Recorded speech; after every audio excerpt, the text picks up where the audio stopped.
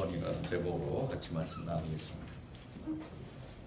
먼저 성경의 말씀을 우리 같이 한 절씩 교독하겠습니다.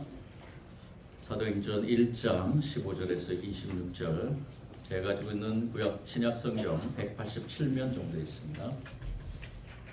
찾으셨으면 우리 먼저 한 절씩 같이 교독하겠습니다. 교독할 때 주님의 영성 듣기를 원합니다. 모인 무리의 수가 약 120명이나 되더라. 그때 베드로가 그 형제들 가운데 일어서서 이르되, 성령이 다윗의 입을 통하여 예수 잡는 자들의 길잡이가 된 유다를 가리켜 이미 말씀하신 성령이 응하였으니 아멘. 이 사람은 본래 우리 수 가운데 참여하여 이 직무의 한 부분을 맡았던 자라. 이 사람이 우리의 사도로 박제하고 우리의 몸이 분거하여 배가 터져 천사가 물러나는지라. 이 일이 예루살렘에 사는 모든 사람에게 알리어져 그들의 말로는 그 밭을 아겔다마라 하니 이는 피밭이라는 뜻이라. 시편에 기록하였을 때 그의 거처를 황폐하게 하시며 거기 거하는 자가 없게 하소서 하였고, 또 들렸을 때 그의 기분을 하이 취하게 하소서 하였다. 이러함으로 요한의 세례로부터 우리 가운데에서 올려져 가신 날까지 주 예수께서 우리 가운데 출입하실 때에 항상 우리와 함께 다니던 사람 중에 하나를 세워 우리와 더불어 예수께서 거하심을 증언할 사람이 있게 하였다. 그들이 두 사람을 내세우니 하나는 바사바라고도 하고 별명은 유스도라고도 하는 요셉이요 하나는 마띠아라. 그들이 그와 이르되 두 사람의 마음을 아시는 주여 이 두 사람 중에 누가 주님께 택하신가 하여 봉사와 및 사도의 직분을 대신할 자인지를 보이시옵소서. 우리는 이 직무를 버리고 제 곳으로 갔나이다 하고 제비보와 마띠아를 얻으니 그가 열한 사도의 수에 들어가니라. 아멘. 우리가 살아가는 삶 속에서 이 사회에서 어떻게 누군가를 새롭게 뽑을 때에는 그 나름대로의 기준을 제시를 하죠. 사회 곳곳의 공동체에서 필요한 사람, 그 공동체가 필요하기 때문에 그 공동체의 조건에 맞는 그러한 것들을 제시를 합니다. 우리 교회 안에서도 마찬가지죠. 교회에서 목사님을 청빙할 때는 또는 부목사님, 전도사님들 청빙할 때 거기에 맞는 그러한 조건들을 제시를 합니다. 이 사회에서 또는 우리가 여러 가지 속해 있는 공동체에서 이러한 일꾼들을 뽑는 가운데 특별히 조건들을 제시하는 그것에 맞추기 위해서 이 사회에서는 여러 가지 스펙들을 쌓아가게 되죠. 다양한 스펙들, 그것을 위해서 또 많은 것을 투자하고요. 2010년에 3월 10일에 하나의 책이 소개되었는데 스토리가 스펙을 이긴다라는 책입니다. 김정태라는 분이 UN 온라인 정보센터의 편집장인데 이분이 쓴 이 책 스토리가 스펙을 이긴다. 이 책의 그 대부분의 이 책의 요약을 하자면은 상대방에게 신뢰를 주는 가장 빠른 것은 스펙이 아니라 바로 개인적인 역사, 이야기라는 것입니다. 그래서 결국에는 이야기가 스펙을 이긴다라는 그러한 결과를 이 책을 통해서 소개하고 있습니다. 저는 이 책을 소개받고 이 책에 대해서 내용을 탐구하면서 가만히 묵상을 하면서 또 오늘 하나님께서 오늘 이 시간에 우리 교회 모든 성도들과 함께 이 말씀을 같이 나누라는 감동을 주실 때 저는 이 책과 함께 하나님께서 이 시대에 정말 하나님의 백성들을 세우는 가운데 특별히 하나님께서 특별한 계시를 통해서 하나님의 일꾼들을 세우는데 하나님이 원하시는 것이 무엇일까? 결론적으로는 절대로 하나님은 세상의 스펙을 원하지 않는다는 것이죠. 그런데 그렇다 그러면 하나님이 원하시는 그러한 것은 무엇일까? 즉 하나님께서 기뻐하시는 하나님의 일꾼들은 누구일까? 저를 비롯해서 또 이 우리 교회 또 더 넓게는 이 땅에 있는 모든 하나님의 교회들을 또 전 세계에 있는 하나님의 백성들 가운데서 특별한 계시를 통해서 하나님께서 세우시는 그러한 일꾼들은 어떠한 조건을 가진 사람들일까? 우리는 초대교회를 향해서 바라볼 때 처음에 신약교회가 시작이 되면서 하나님께서 그 신약교회에서 세우신 사람들, 그 사람들의 형태를 또 표본을 우리가 제시를 해보면은 참으로 하나님은 이 세상의 어떤 스펙보다도 하나님이 원하시는 그러한 조건이 있다는 것을 발견하게 됩니다.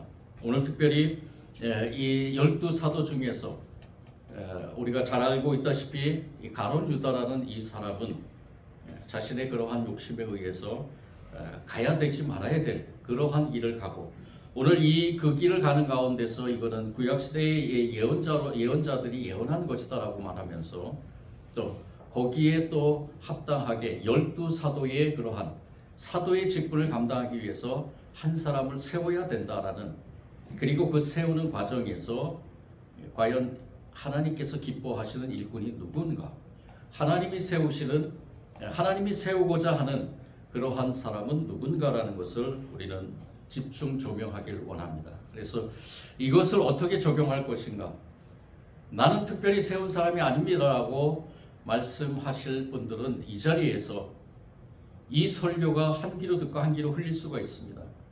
그렇지만 우리 모두가 다 같이 하나님께서 세우신 하나님의 백성임을 믿을진데 여러분들도 하나님의 백성인 줄 믿으시죠? 아멘. 어떤 직분을 갖고 있든 간에 어떤 직책을 갖고 있든 간에 하나님이 세우신 일꾼임을 우리가 고백하면서 오늘 이 말씀 가운데서 하나님이 기뻐하시는 그러한 일꾼이 누군가 또 세움받기를 원하며 또 세움받은 사람들 가운데서 우리가 다시 한번 하나님이 기뻐하시는 그러한 일꾼의 자격 조건이 무엇인가를 깊이 묵상하는 이 시간이 되기를 원합니다. 그러면 그것은 무엇인가?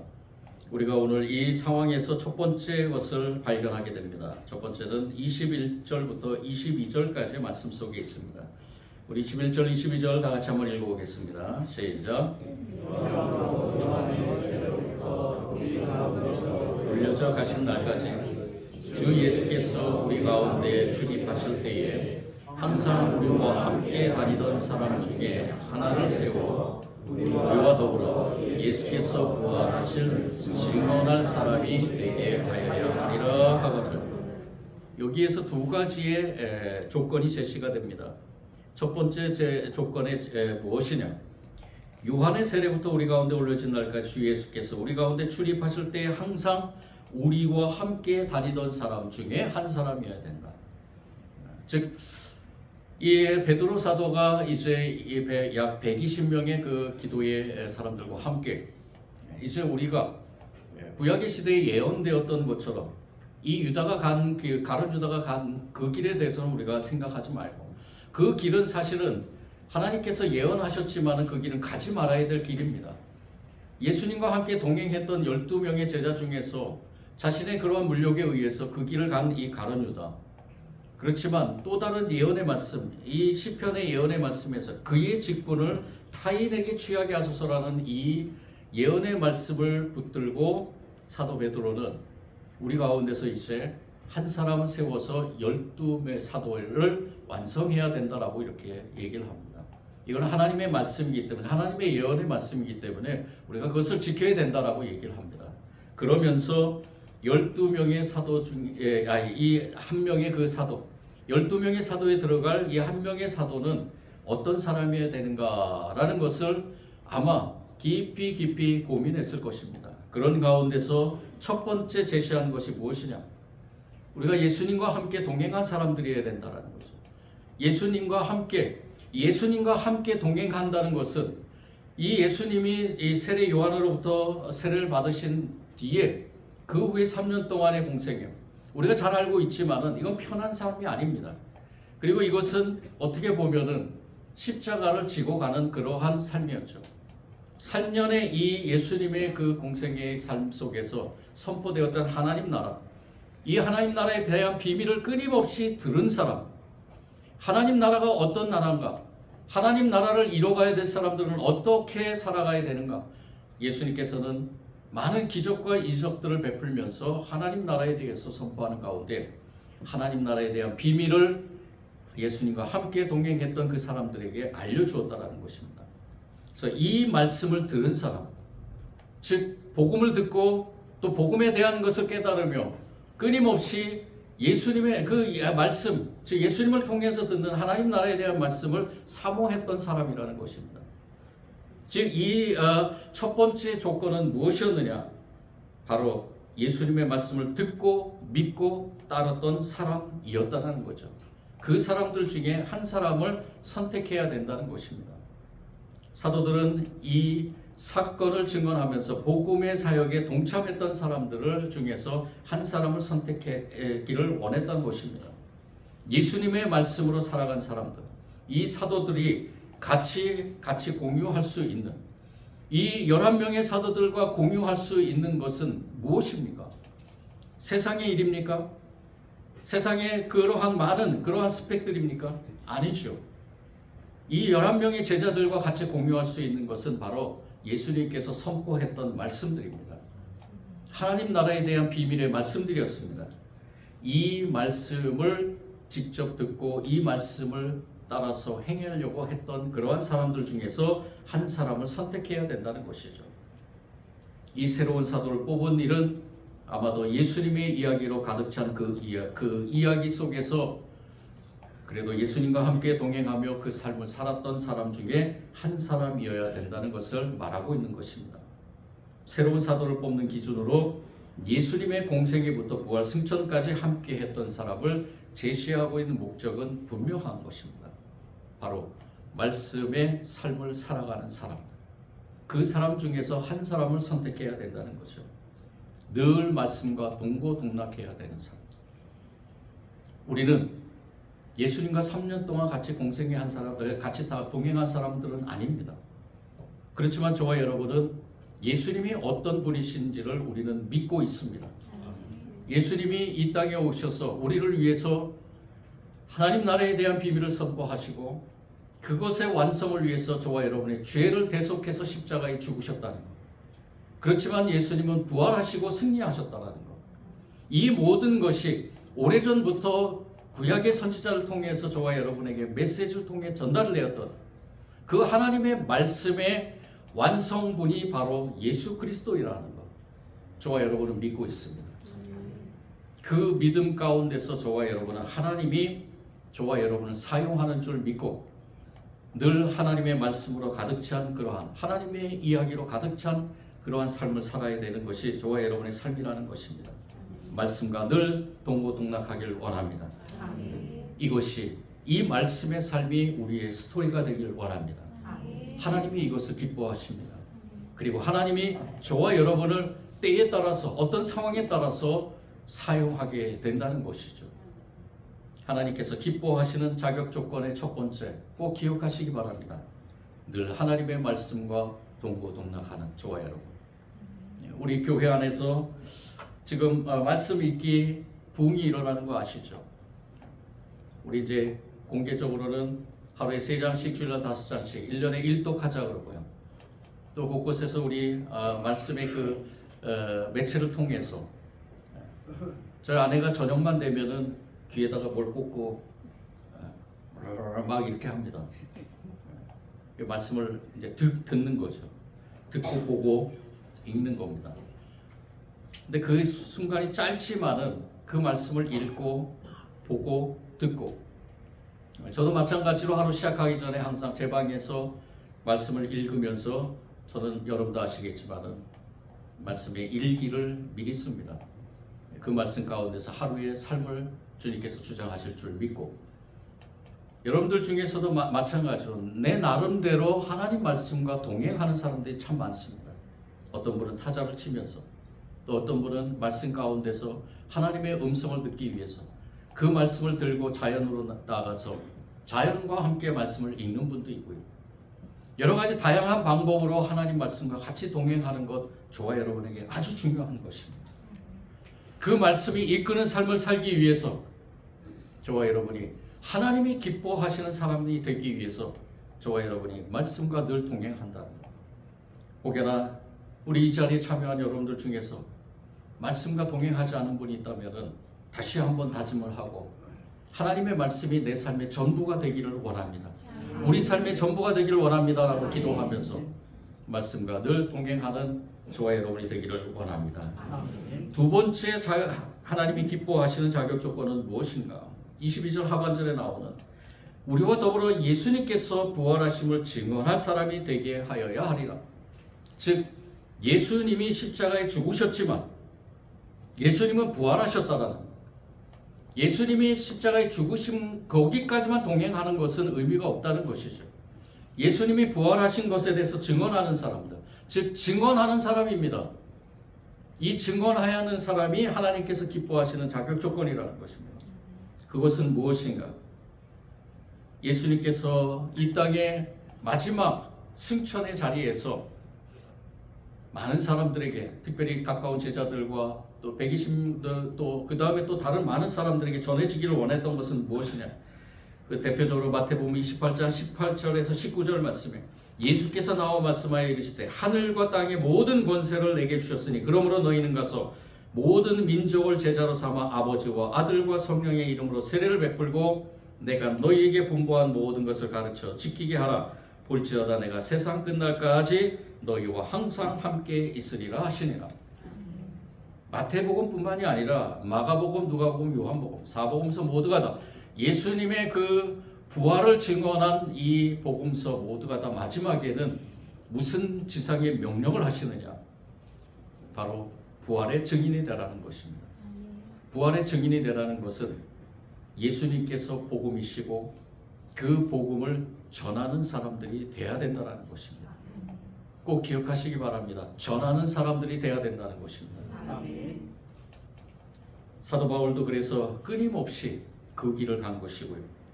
그리고 이 땅에 특별히 세우신 하나님의 백성들을 통해서 하나님의 복음은 끊임없이 전달되었습니다.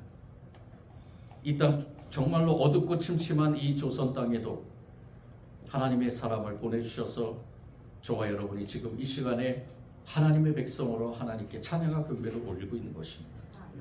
이 뿌리를 기억해야 될 것입니다. 그리고 이 복음의 뿌리를 저와 여러분이 계속 끊임없이 내려가야 된다는 것입니다. 사도행전은 바로 이 부활의 증인의 행전이라고 보면 될 것입니다.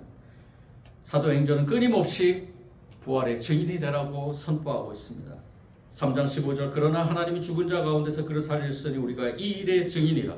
4장 2절에 예수 안에 죽은 자의 부활이 있다고 백성을 가르치고 전하는 13장 30절 하나님이 죽은 자 가운데서 그를 살리신지라. 베드로 사도는 끊임없이 설교 가운데서 외쳤던 것은 무엇이냐? 예수님이 부활하셨다라는 겁니다. 자기가 부활의 증인이라는 것을 선포하는 것입니다. 거기에 더 나가서 사도 요한도 마찬가지고, 그리고 수많은 전도자들은 끊임없이 외쳤던 것이 무엇이냐? 바로 예수님이 부활하셨다는 것.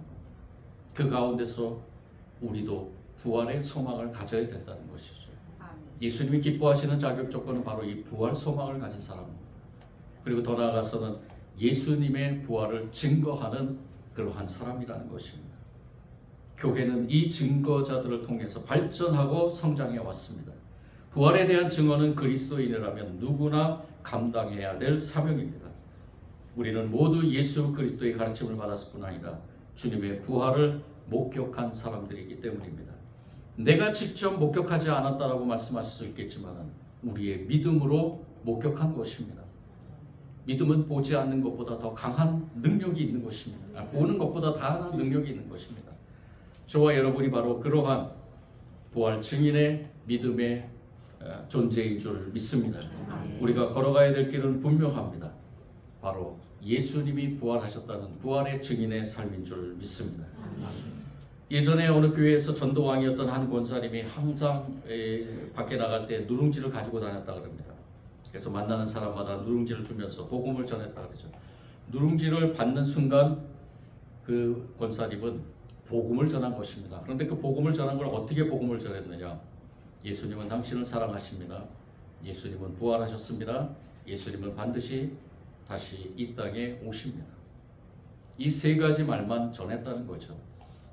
이렇게 복음을 전한 이 권사님, 놀라운 하나님의 구원의 역사를 통해서 많은 사람들이 구원받고 그리고 주님 앞으로 나왔다는 것.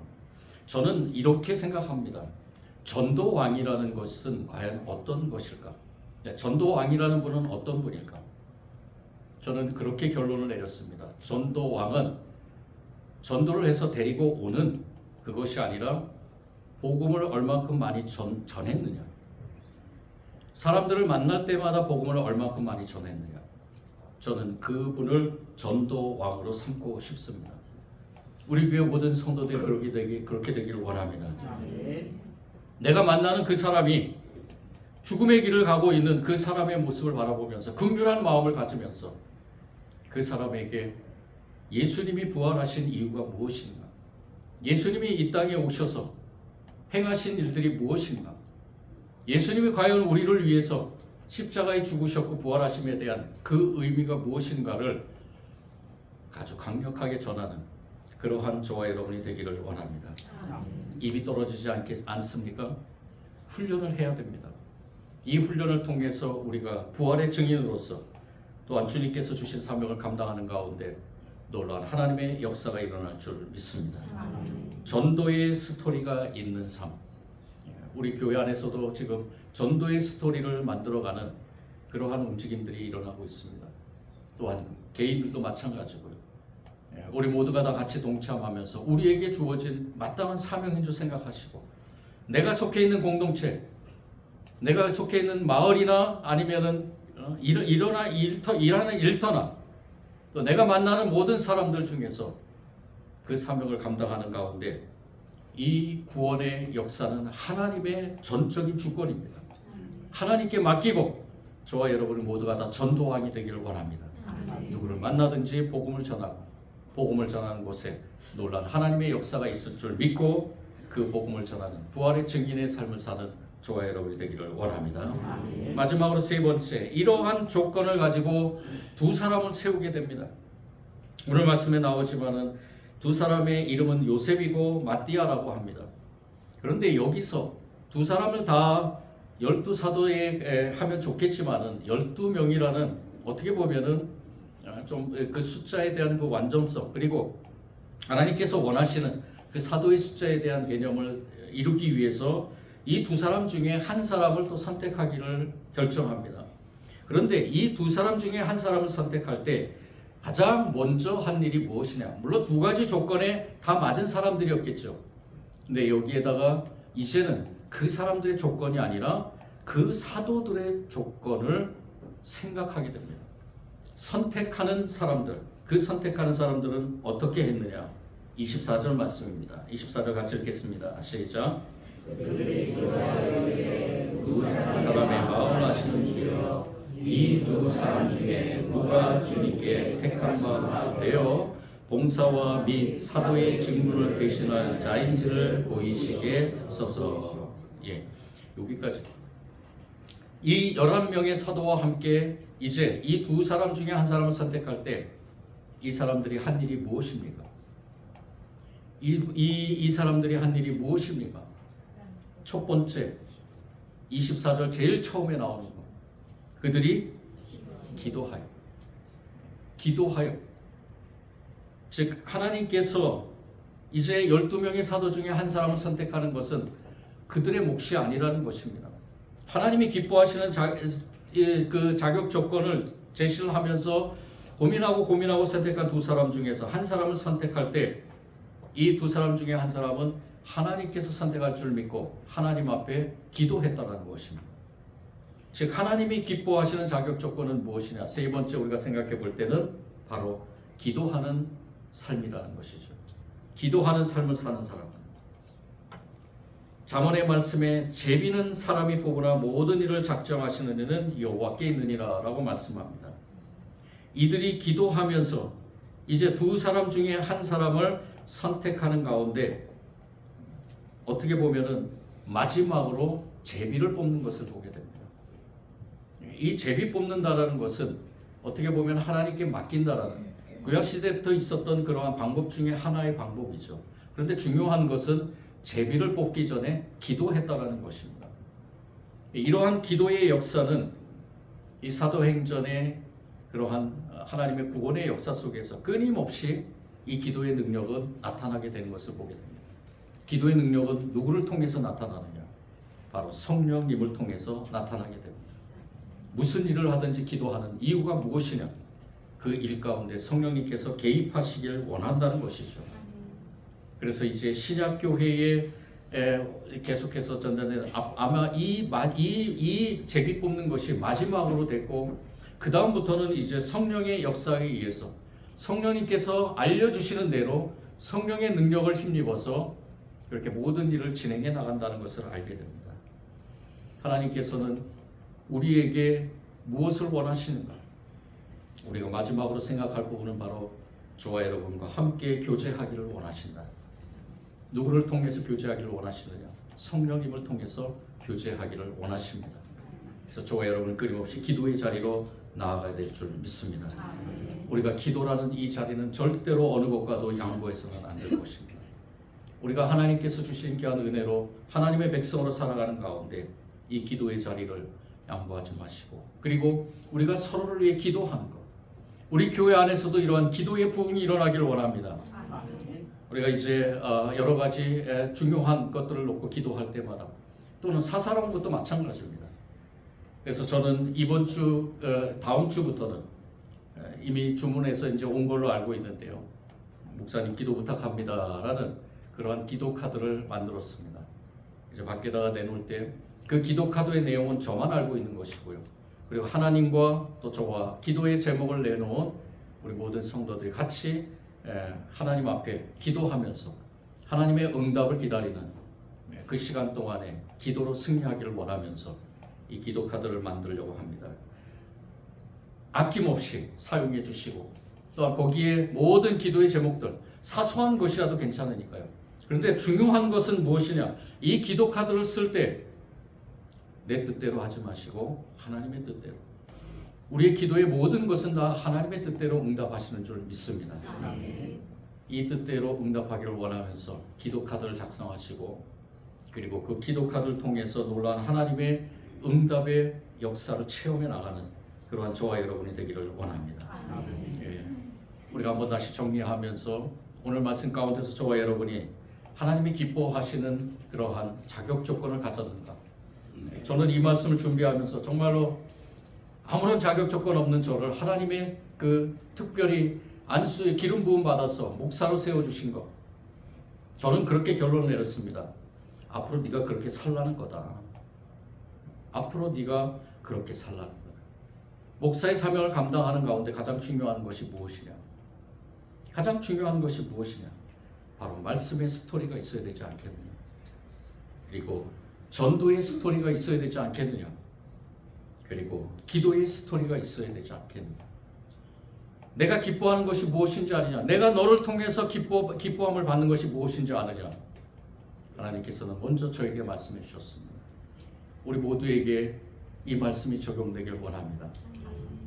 부족하고 연약하지만 장로로 세워주시고, 권사로 세워주시고, 안수집사로 세워주시고, 집사로 세워주시고, 하나님이 주신 직분을 감당하는 가운데 내가 이러한 삶을 살지는 못했지만 하나님께서 기름 부었기 때문에, 하나님이 선택했기 때문에, 하나님의 특별 은사를 통해서 저와 여러분에게 주셨기 때문에 이제는 앞으로 하나님이 기뻐하시는 자격 조건을 소유하기 위해서 우리가 그 길을 가야 될 줄 믿습니다. 분명히 기억하시기 바랍니다. 하나님이 기뻐하시는 것은 말씀의 스토리가 있어야 된다는 것이고, 그리고 전도의 스토리가 있어야 된다는 것이고, 기도의 스토리가 있어야 된다는 것입니다. 세상의 스펙 아무것도 하나님은 기뻐하지 않으십니다. 우리에게 주어진 이 사명을 감당하는 가운데 하나님이 기뻐하시는 저와 여러분이 되기를 간절히 원합니다. 사랑해 주님 감사합니다. 오늘도 귀한 말씀 가운데서 다시 한번 우리를 돌아보며 하나님의 나라의 백성으로 삼으신 우리 주 하나님께 먼저 감사와 영광을 올려드립니다.